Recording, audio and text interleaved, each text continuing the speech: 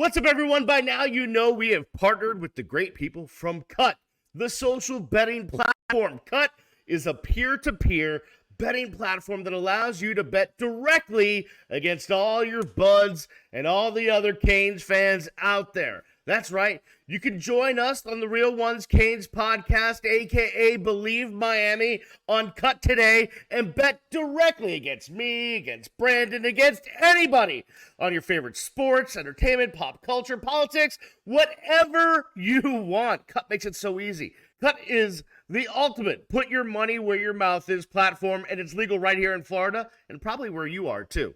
Be sure to follow at CutBet on all your social media channels and download the app via the App Store or at cut.com. Use code BELIEVE, B-L-E-A-V, Miami. That's BELIEVE Miami for a 10% deposit bonus. It's Cut, and it's freaking awesome. What's up, everyone, and welcome to the Real One Canes podcast. I'm the Beast, Brian London. He is Brandon O'Doy.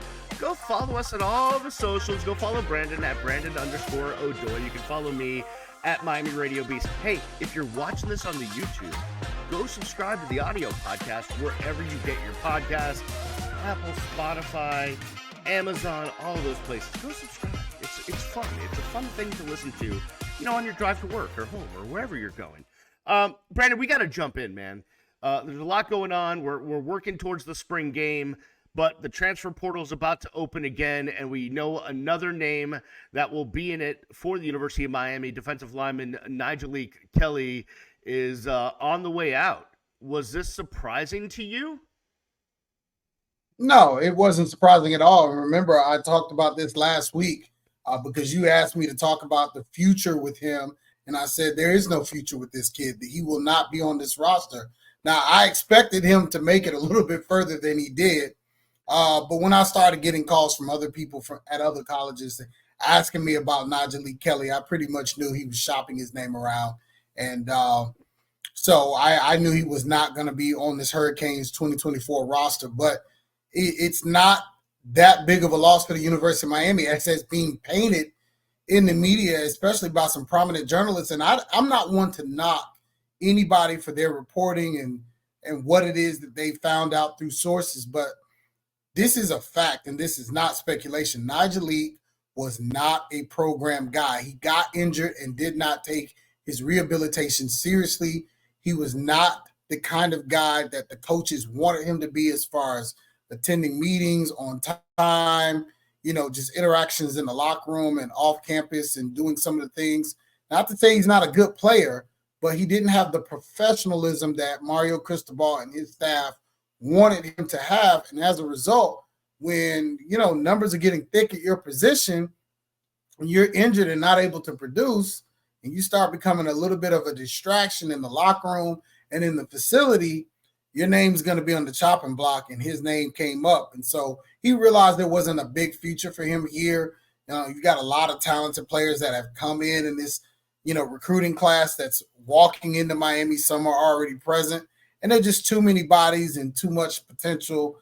And they just feel real comfortable, letting a very talented kid like Nyjalik, walk out the door. You look back at some of the highlights that have been posted on Instagram and social media of his freshman year when he wore 32, he had some moments and he shined. And he's a 4-star, coming out of high school, and rightfully so.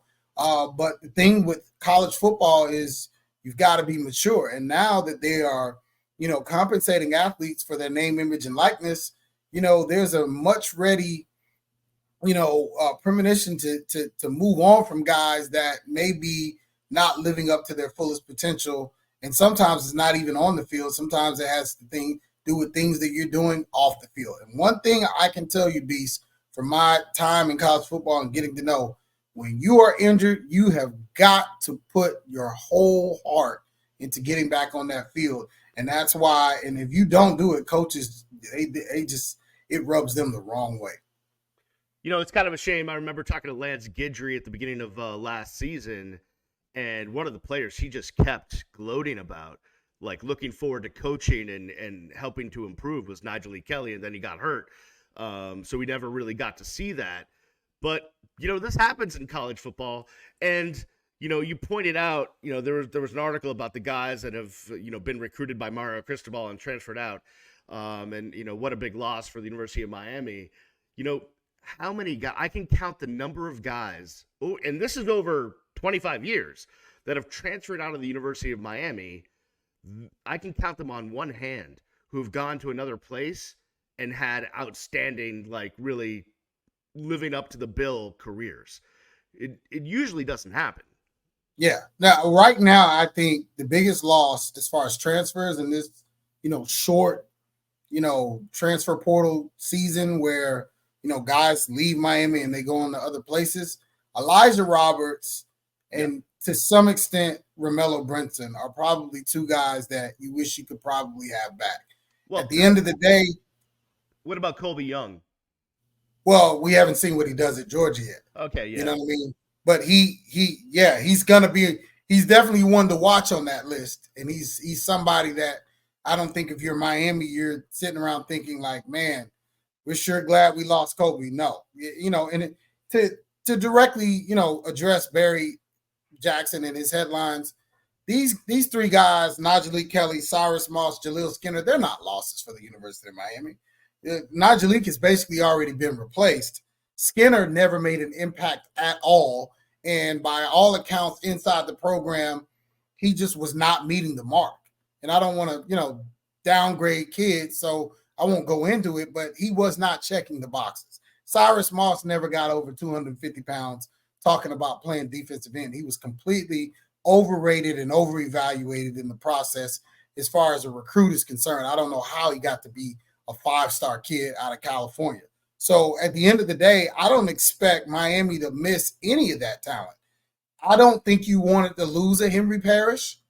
That's not the greatest loss, but you can survive it.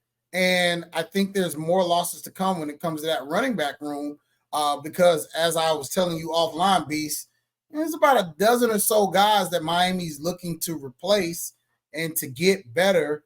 And there are going to be some guys who haven't produced and guys who have been on this roster a while and have been given an opportunity and haven't done much with it that are going to be shown the door. And that is the reality of this new transfer portal world. And this window opens up on Monday, April the 15th. So you just under a week away from chaos in college football, and expect from now into next Monday, a lot of announcements, possibly even after the recording of this show, to come where kids are really sitting down with coaches and realizing, man, I don't have a home here. The running back situation's an interesting one. You talk about losing Henry Parrish. I really like that kid. I think he had a lot of grit and just gave it his all every time he got the opportunity. I love kids like that. He decided to take his talents elsewhere. But, we're counting on Mark Fletcher to be RB1. He's coming back from an injury. There's no surety in that. All of the national publications are really talking about Miami having to go out there and get a number one running back. Do you see that as the case? I don't think you have to go out and get a running back that's maybe a number one. I don't think you have the budget for that. I mean, you're paying top flight money for a quarterback. You're taking care of a backup quarterback.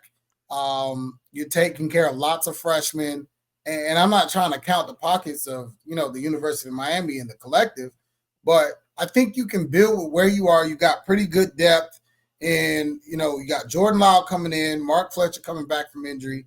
You got, CJ, who's going to be a guy that provides some depth, Allen, who provides some depth. We don't know about the health of Fletcher or Allen, and then you got Javonte Citizen. So I think you need, and then you got Jordan Lyle, and I'm not sure whether I mentioned him or not, but see, if Lyle does what Fletcher did last year, I think if you're the Hurricanes, you don't have any problems. I think you go out and get a veteran for insurance, but I'm not sure you need to break the bank like this kid from Oregon State went into the portal, and there's all this conversation about going and get this guy. You don't need a guy like that. You don't need a number one, running back type talent. I don't think this Hurricane roster needs that. Now, I don't know what I don't know. So if Mark Fletcher is really not ready to contribute at all, then yes, you do need a very capable person because Jordan Lyle is only going to be a freshman. And the reason they could feel comfortable with the room last year is because they had Henry Parrish. I think you want a guy who's carried the ball and getting some snaps, but that's a guy that actually can come from FCS or the lower levels of D1. I don't think you have to break the bank and go get a Power 5, aficionado and a kid to come in and he was a 1,000-yard back. I don't think that's necessary. But that's just me. That the kid you're talking about is Damian Martinez, who's entered the portal out there from Oregon State. He's a great running back, and I'd love to have him on the roster. But these things, there's more to it these days than just recruiting. As you talked about, the budget that is involved in the transfer portal. Yeah, you got Chris Humphrey, who's already on campus. Lyle will join him. Fletcher's who's recuperating. Allen, who's recuperating. CJ, who's on the roster, and Citizen. Citizen, I think, is the odd man out. I don't think you'll see him after the spring. I think he'll be shown the door because he's just not able to really contribute here. And so at the end of the day, I'll be watching. If he makes it to the spring game, I'll be watching kind of what he brings to the table. And if he doesn't look like a guy who can contribute this year, that window will still be open. Get 15 days from the 15th, and I can expect him as being one of the guys that's out. But Beast, let's look at this, sensibly. The focus is on defense with this team. Offensively, they should have enough. I think if you get a veteran wide receiver and maybe even a possession guy, I think you're good to go. Like if you bring in like a guy like a KJ that they had several years ago that came in from Buffalo, you bring in, something in the, in that like a Rambo type of kid, just to get you some, third downs and, has a little bit of size, 6 foot plus. I think that's all this team needs. And because I'm telling you, you cannot be searching for a number one receiver right now because they do not exist. I've got Florida calling me for number ones. I've got Auburn calling me for number ones. And, it's just too many people out there with needs. And everybody's not going to be able to meet these needs in the portal. And I'm telling you, the money is going to be exorbitant and the budget has to be watched. And I'm not an NFL reporter, but I feel like one because we're talking about, salary caps, budgets, and numbers and all these other things. And, sometimes you just have to let the guys that you have on the roster go out and be who you thought they were when you recruited them. So, okay, that's kind of let's stay on the offense for 1 second because when it involves the transfer portal, we got to look at the quarterback room because there might be a guy that's there now that may not be a week from now. Yeah, okay. So I expect let's just talk about it on offense. I expect Ja'Curry Brown to leave, and the staff, I've been told by some sources, are expecting him to walk out of the door. I think Citizen at running back. Okay. It wouldn't surprise me if I don't think you're gonna have an issue with any of the tight ends. I think somebody on that offensive line, like one of those sort of over-recruited guys that maybe came for Columbus a couple of cycles back. It wouldn't surprise me if any of those guys kind of gets out of there. They're not really going to be a part of the future here, especially taking that junior college kid and some other depth with Samson, Oklahoma. He's coming back. I mispronounced his last name, but you know who I'm talking about, the talented freshman, and he was injured at the beginning of last season. So I think somebody on the offensive line, quarterback, running back, receiver wise, I don't know if you lose anyone. You might lose some depth, and I think that's your offense as far as looking into the portal. And I think you're going to want to pick up a veteran wide receiver and possibly a stabilizing force at running back. And outside of that, I don't think you need to move in any directions at all. And at quarterback, that's going to leave you 4 scholarship guys, and that's what you should have. Because right now you have 5, and you can't go into the season with that many. That's too many scholarships. Miami was already 8 over. So there's going to be some movement. Hurricane fans need to stabilize themselves and realize a lot of people are going to be moving in and out over the next month. That's just a fact of life.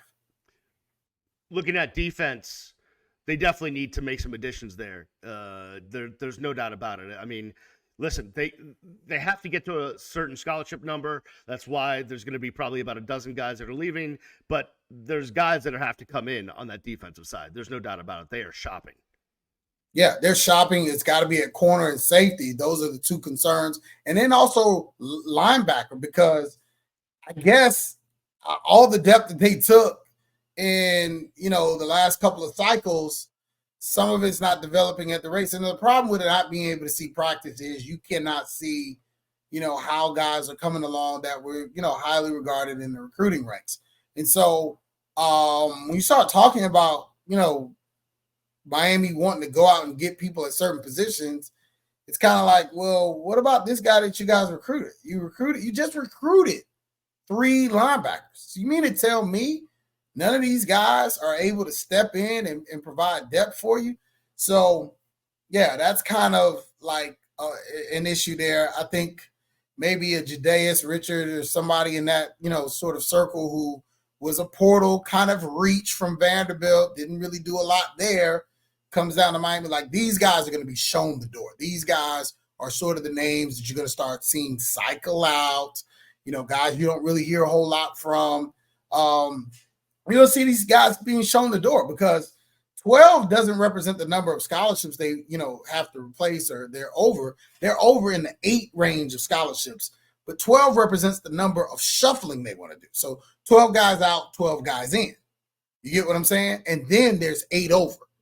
So there's going to be a lot of movement. You're talking about in the neighborhood of about 20 players that are kind of moving around or moving out.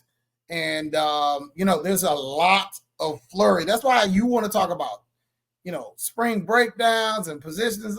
Listen, let's get to August and we'll start dealing with that because we don't even know who's going to be on this team. Yeah, so we get to the spring game, right? And we're watching the spring game, and this guy looked okay, and he looks like he's an up and coming, and blah blah blah. He may not be on the roster by the time the stats are printed from the spring game. It happened at Colorado last year. The guy had an amazing spring game, and as soon as he got all the publicity, the next day he jumps right in the portal. Yeah, it's crazy. And then there's defensive back that they need to get some depth there, I think, as well. So, it'll be interesting to see. Man, I wish I could be a fly on the wall to see how Mario and his staff kind of how they do this, how they attack the portal, what their evaluation is, how they fill their holes. It's almost like NFL free agency more so than it is recruiting in college football. It's a totally different game. Well, I can tell you, they've had more hits than misses, and they're pretty good.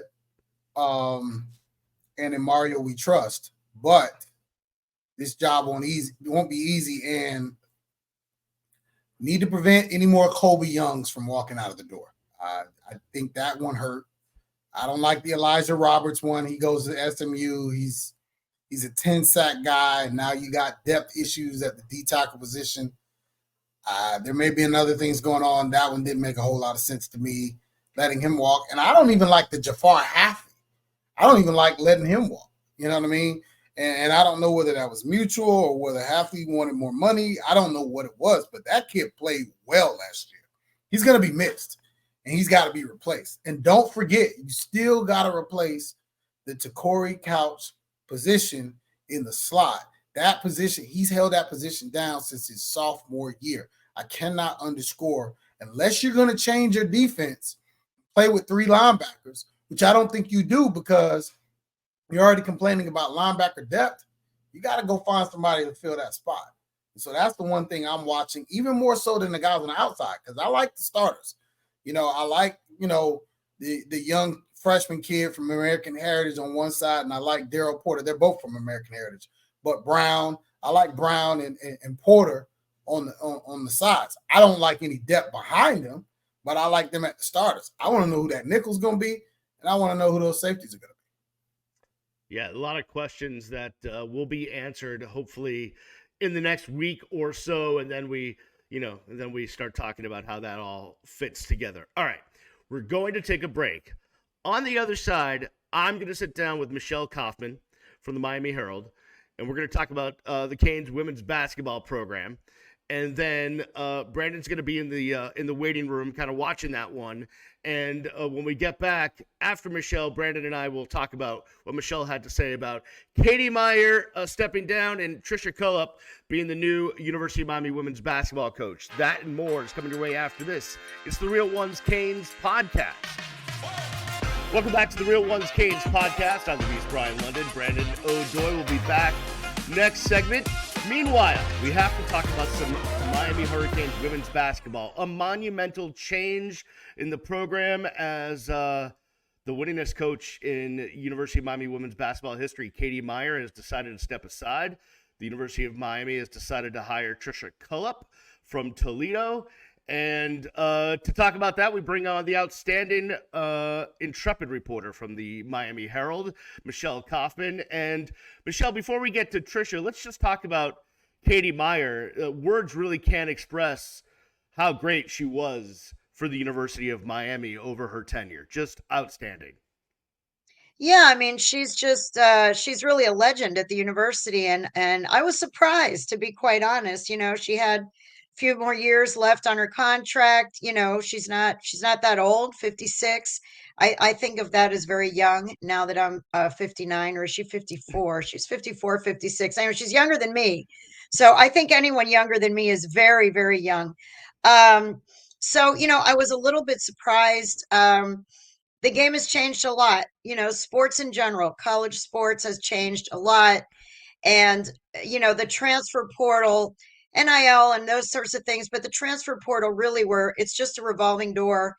Players are coming in, they're going out, they're coming for 1 year, and then they leave and they go to another place. A lot of athletes now you see in college sports, especially in basketball, they're playing for 3, 4 teams during their career, one each year.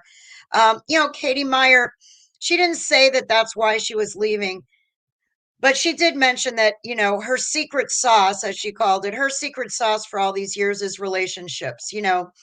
Her MO, and Coach L is the same way, to be honest, is, see a kid at 13 years old, they catch your attention, you start to follow them, you get to know them a little bit in high school, you get to meet their families, you get to know what kind of person they are. Then you recruit them. You persuade them to come to your university. They very proudly wear the U on their shirt, which is the shirt that you proudly wear, and you become a family and you fight together and you develop that player from the freshman year for the next few years, and then you see the finished product.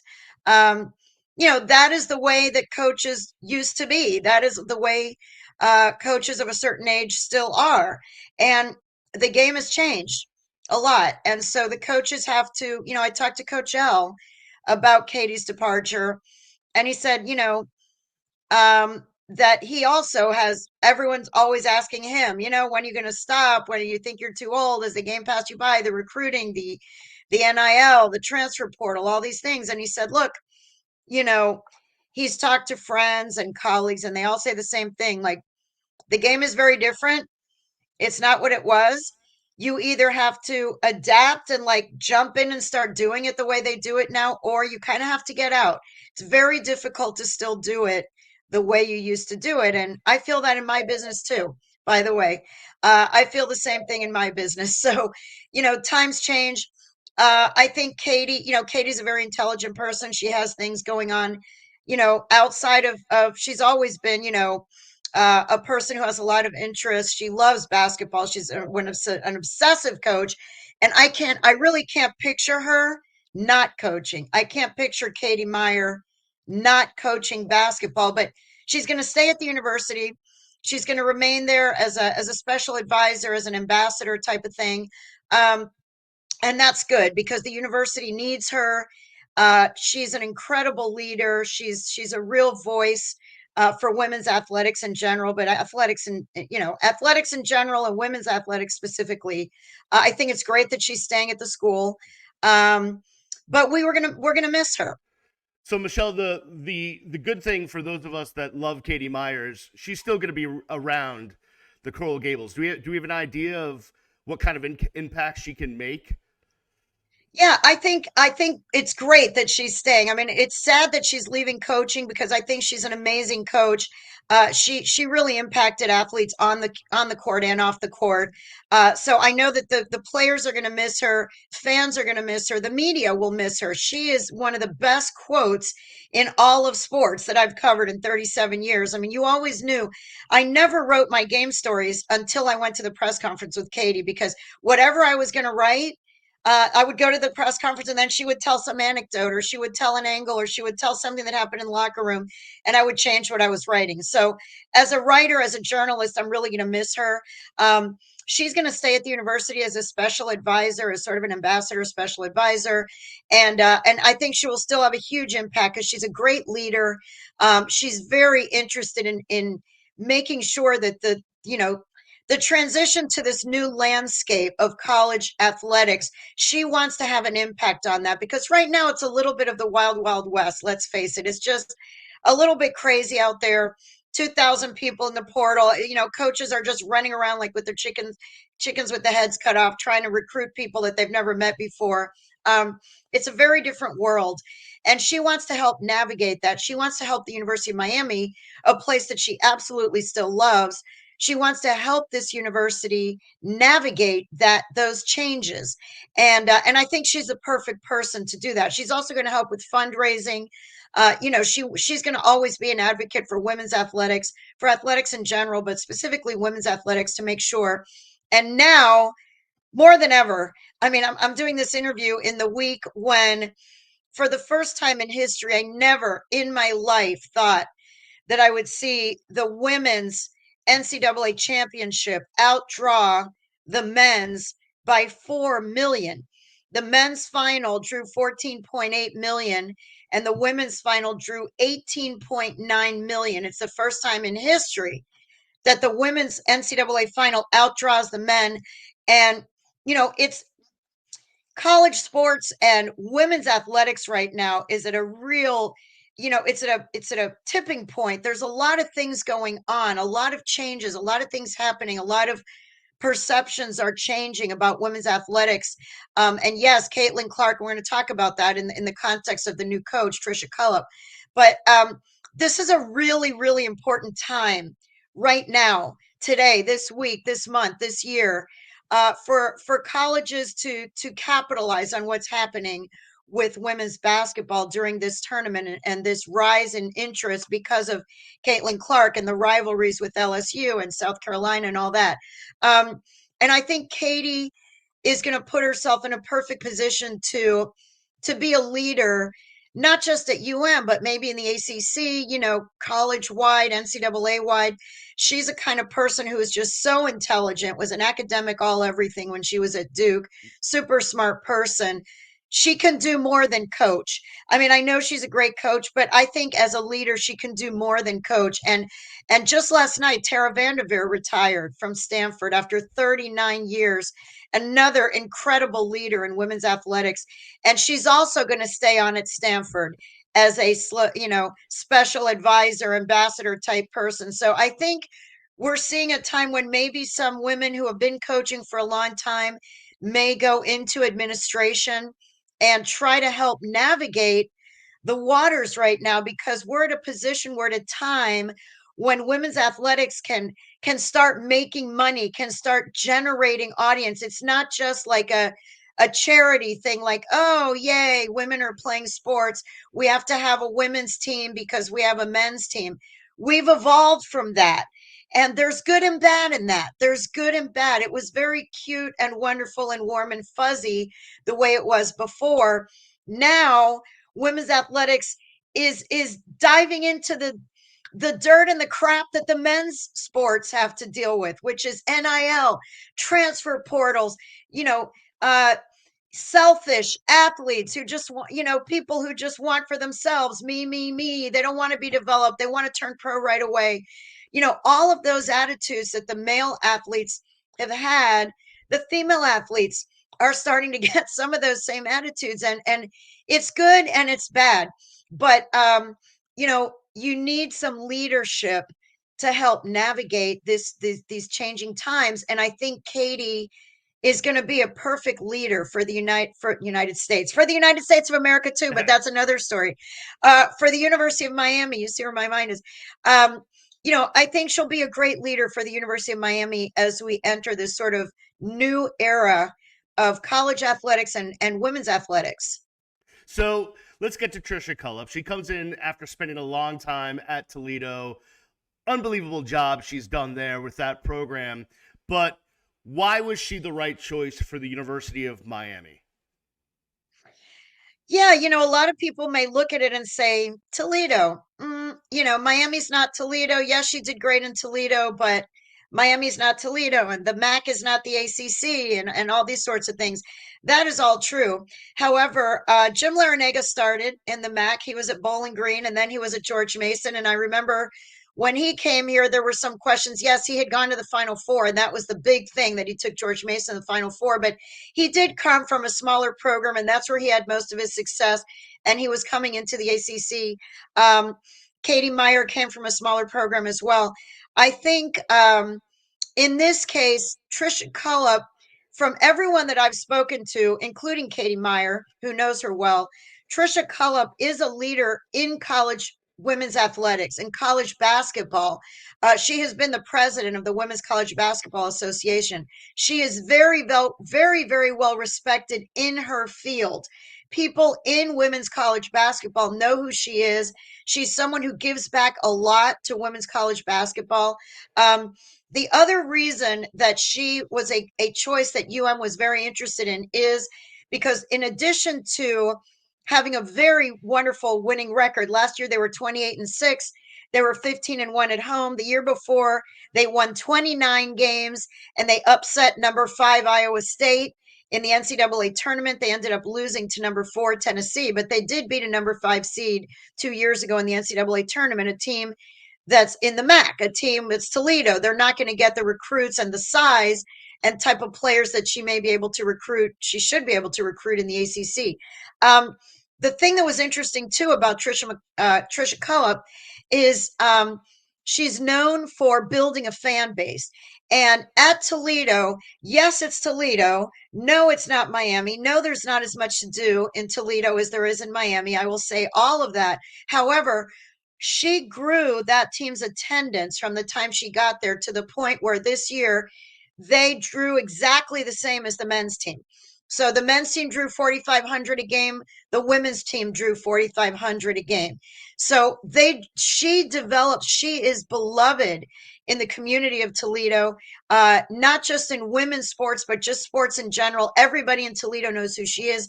I'm very good friends with Christine Brennan, who used to be at the Miami Herald and then at the Washington Post. She's USA Today now on CNN.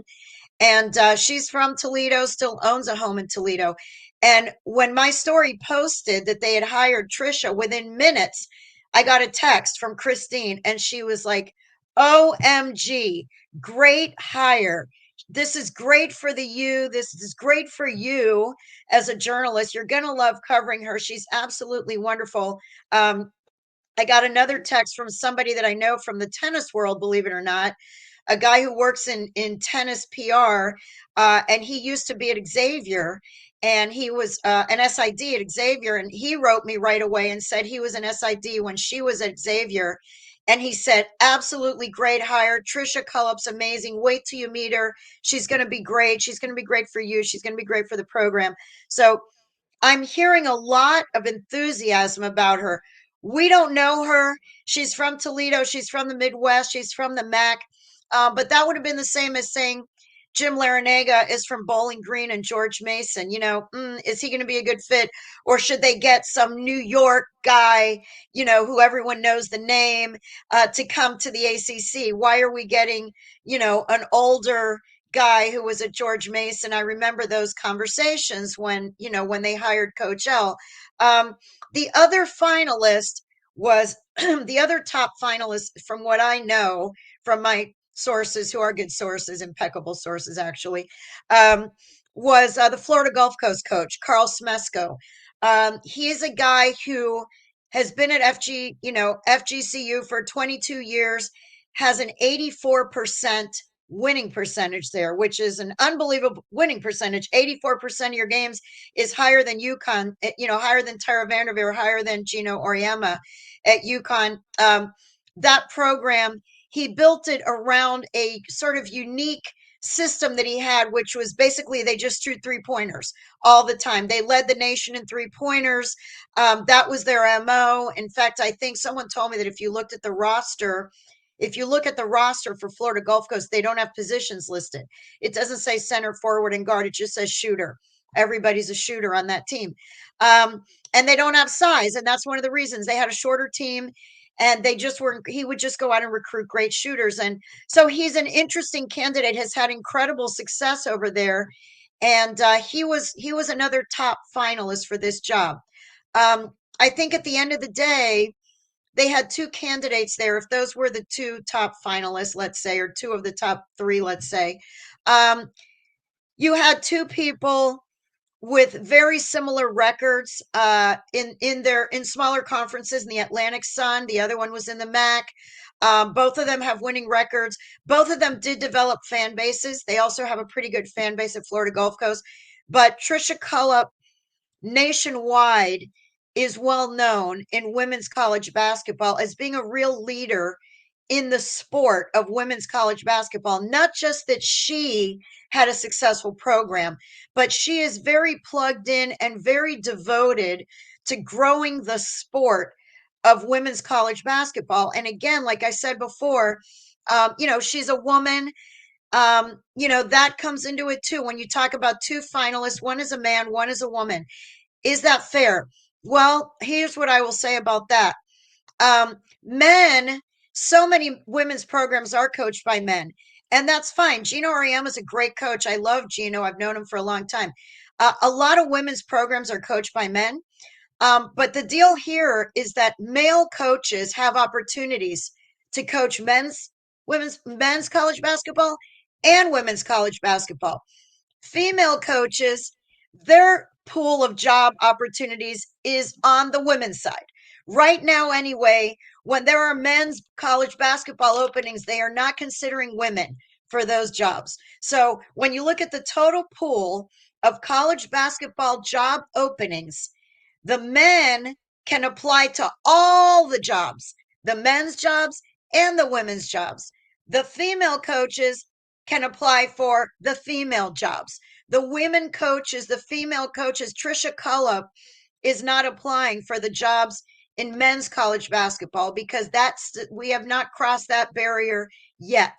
So the job opportunities are fewer for women. And I think if you had 2 equal candidates, and they really are equal in every way, those are 2 equal candidates. Both of them fantastic coaches, both unique, both did build a fan base. I do think in this case, you go for a woman who is very dedicated to the sport of women's college basketball. And now more than ever, as I mentioned before, we are in a position now where, I was just talking about it with my daughter who's 24. She played soccer for 14 years. She loves all sports. She had a bracket for the men's tournament. She had a bracket for the women's tournament. She plays in a fantasy football league. She is really into sports. And she said to me, I just hope that these statistics and everything with Caitlin Clark and everything that happened with this tournament, I really do hope that this is a time of change. Not that every year now there's, the women are going to outdraw the men and all that stuff. That's not really, just the idea that there are so many female athletes and coaches who deserve to be seen, and their stories deserve to be told, and their stories deserve to be known. And the reason that people tuned in to this women's basketball tournament, yes, Caitlin Clark, a person who was doing something unique, a unique story, but also her rivalry with LSU, the rivalry with Angel Reese.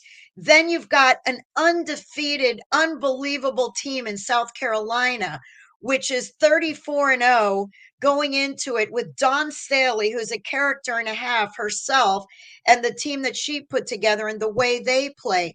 You had storylines. you had characters, you have story arcs, you have rivalries. This is what sports is built on. Men's sports are built on the same thing. This is why we care. Why do we care about LeBron James? Why do we care about Tom Brady? Why do we care about all these people that we follow in sports? Why do we care about Tua? Because we know who they are. We know their stories. We know the hurdles they've overcome. We know the injuries that they've had. We know the rivalries. We know their backgrounds. We know everything about them. They are not just numbers running up and down a court. And for too long in women's basketball, the country was not paying attention because nobody knew who these women are. And I am telling you, there have been some kick-ass ballers playing women's basketball long before Caitlin Clark got here. She's great and she's amazing. And yes, her numbers are, record-breaking. However, if anyone has ever seen Diana Taurasi play, has anyone seen Jennifer Azzi? Has anyone seen, you can go down the list, Lynette Woodward, Cheryl Miller. There are so many good players, Dawn Staley herself, so many players who are fantastic players in women's college basketball, but no one was paying attention, or few people, a very select audience was paying attention.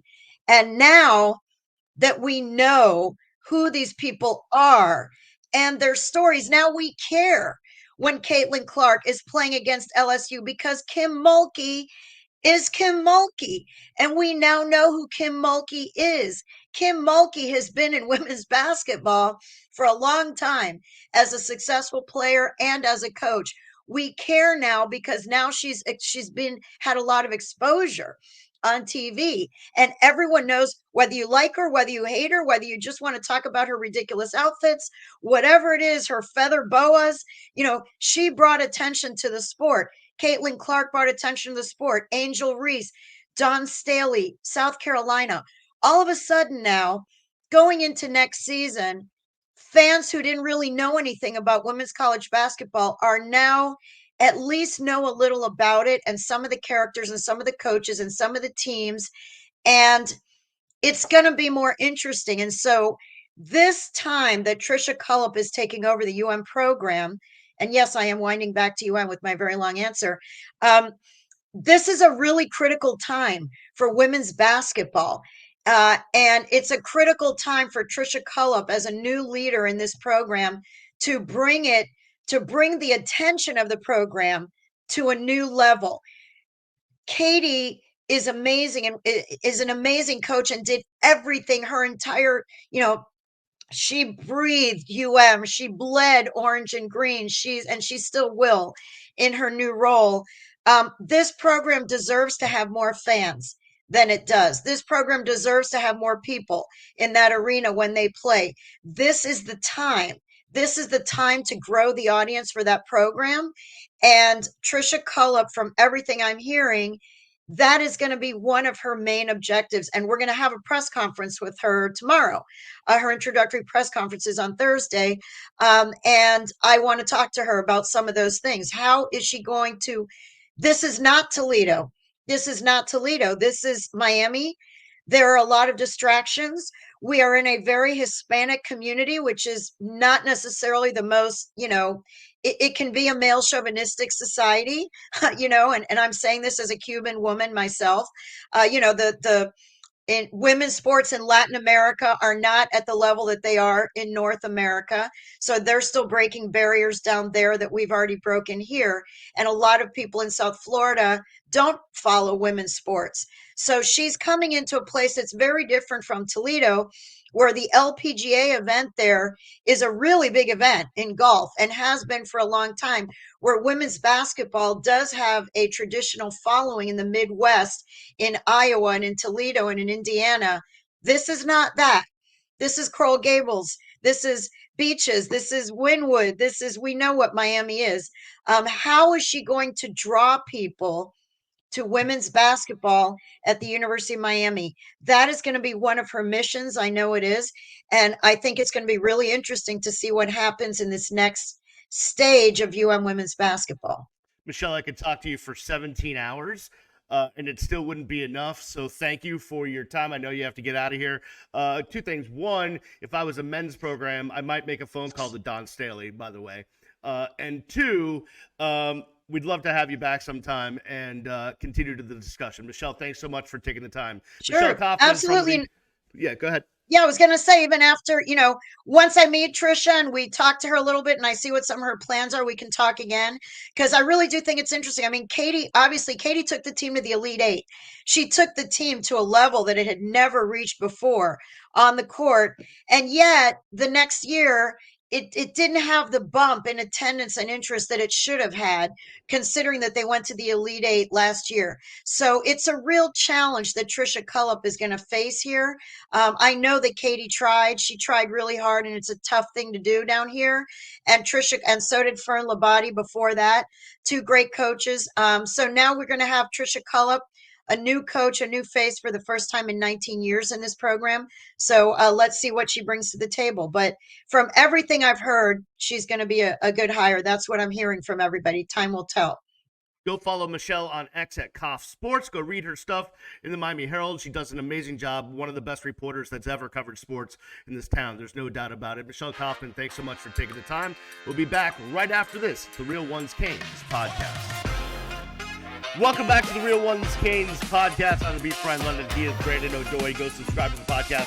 Wherever you get your podcast, Brandon, you had a chance to watch me talk to Michelle Kaufman, great reporter. Miami Herald gave me so much of her time, and I'm so thankful for that. Talking about Katie Meier stepping down and why now, with the landscape of college athletics changing and the women's game really taking a step forward, talking about the numbers that the NCAA tournament did, and 4 million more people watched the women's final than the men's final and all that stuff. It's an important time in women's college athletics, and especially at the University of Miami. Katie Meier stepping down, Tricia Cullop being hired, and Michelle basically said, listen, it came down to her and the coach at Florida Gulf Coast, and the reason why they kind of went with Tricia Cullop is, it's kind of like she's a basketball coach's basketball coach, great X's and O's coach, great coach, but also likes to work on getting attendance and building a program and doing those sorts of things.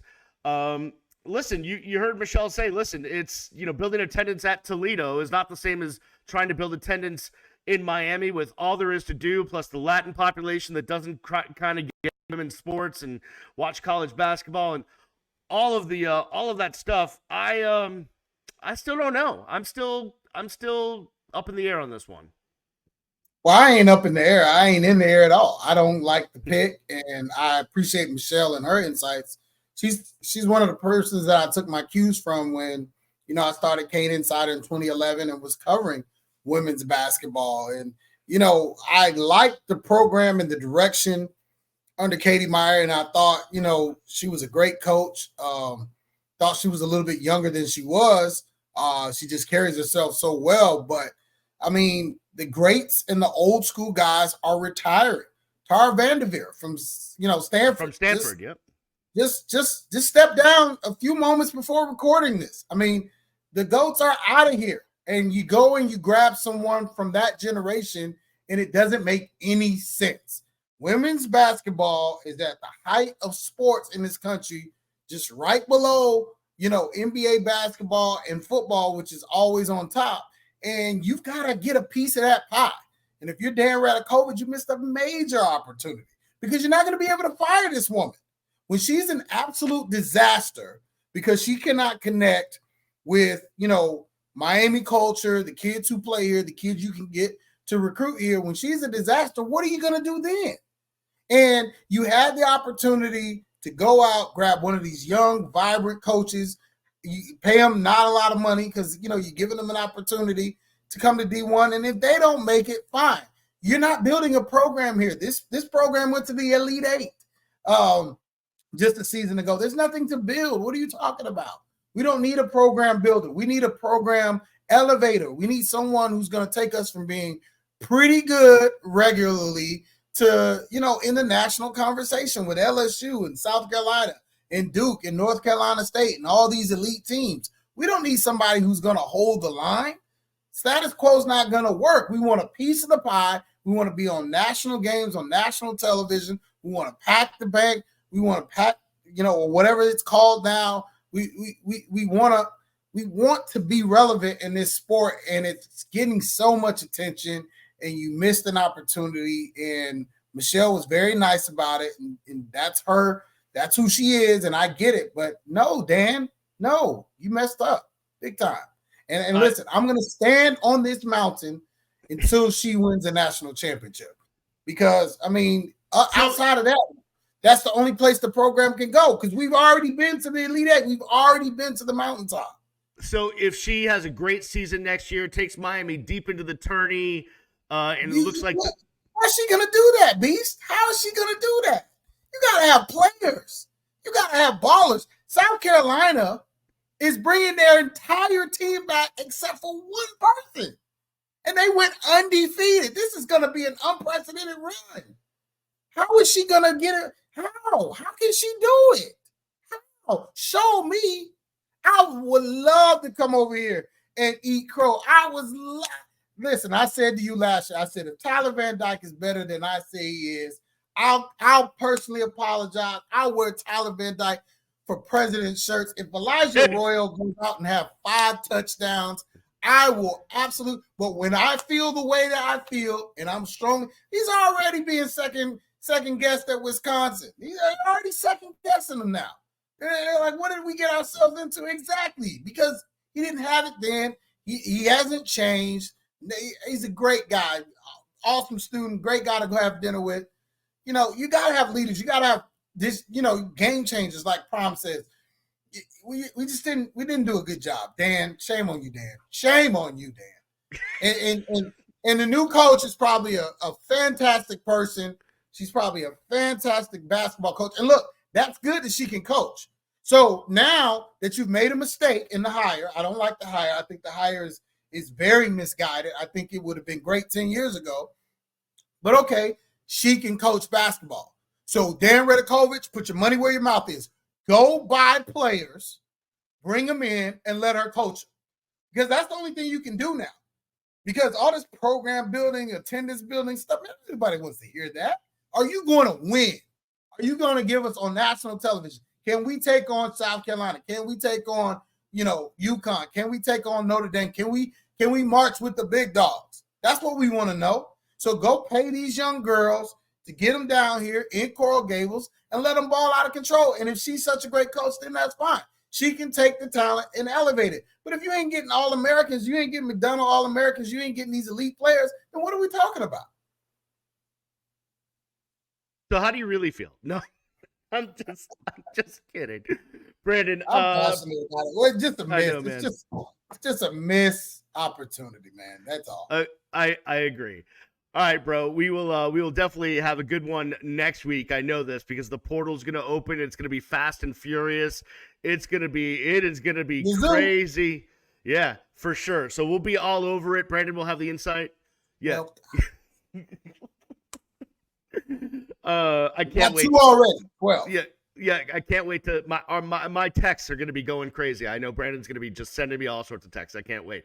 All right, everybody, subscribe to the podcast wherever you get your podcasts. Thank you for watching. Thank you for listening. Thank you for Michelle Kaufman for joining us. Brandon, thank you, my friend. We'll see you next time. It's the Real Ones Kane podcast. Peace.